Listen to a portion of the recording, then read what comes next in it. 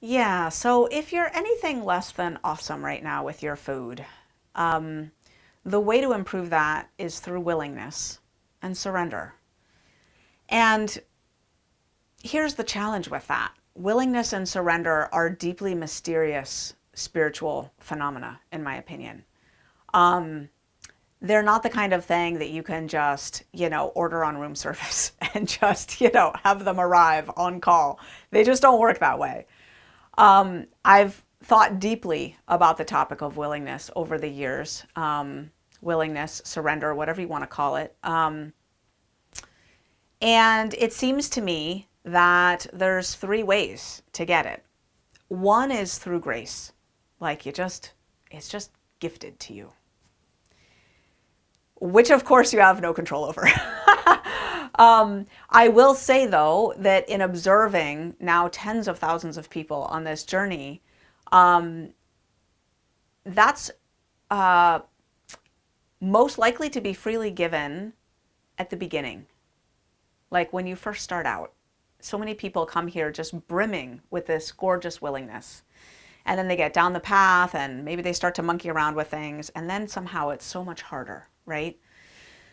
Then the other two avenues are grit, aptly named for this course, which involves just doing the right things even though it's not easy at all. Like just gritting your teeth and doing it. And when you put the right action on top of the right action on top of the right action, you start to build some freedom, and eventually it becomes easier, and then you feel really grateful for the progress that you've made, and you become more willing to soldier on. It just gets easier.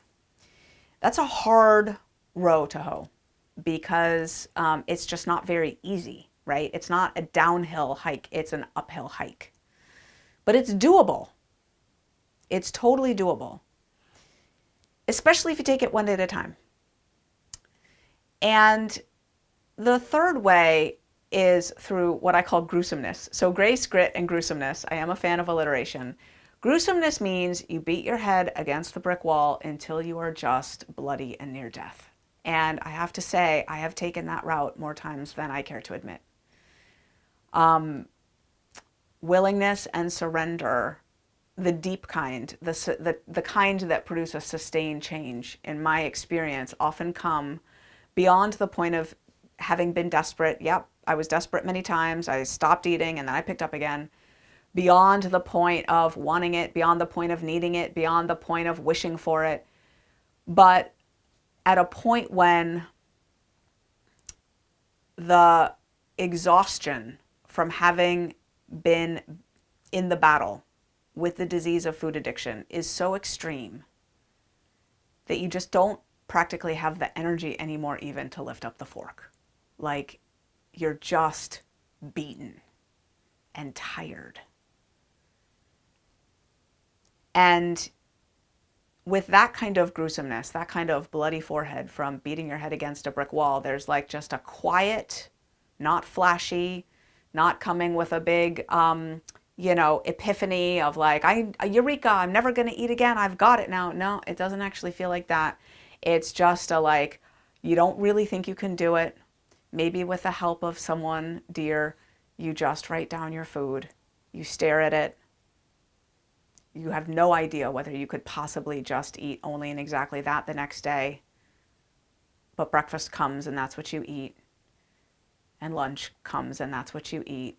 And dinner comes and that's what you eat. And then you do it again the next day. And you're just too tired to go back to the merry-go-round. You just can't do it anymore.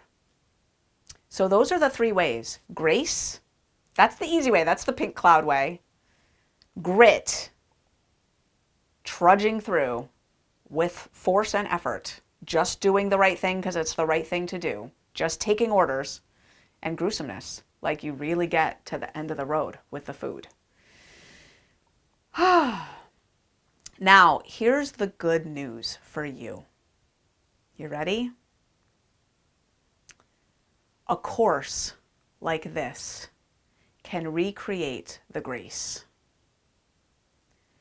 There's something about you being right here, surrendering to this process in this course, that gives you another shot at that magic of maybe it just being easy again. So what I invite you to do is keep it really simple and just take my suggestions. They're going to be basic and doable, sometimes maybe daunting, but yet small. And I suggest you just do it. You don't have to think it's going to work. You don't have to like the idea. But if you just take the small weekly action that I invite you to take, I'm going to keep these weekly modules actually very simple. And if you just do what I suggest for the week, which is going to be a 1 day at a time, 1 meal at a time action, and you just do it, then just hold on to that progress. You don't need to go building skyscrapers right now. You're in crisis. Keep it simple. Just do that weekly action, create that progress, and then hold and wait for my instructions next week. Wash, rinse, repeat. So right here in this course, you have a fresh start at willingness, and you're demonstrating it already by being here, watching this video. You're already willing. You got this.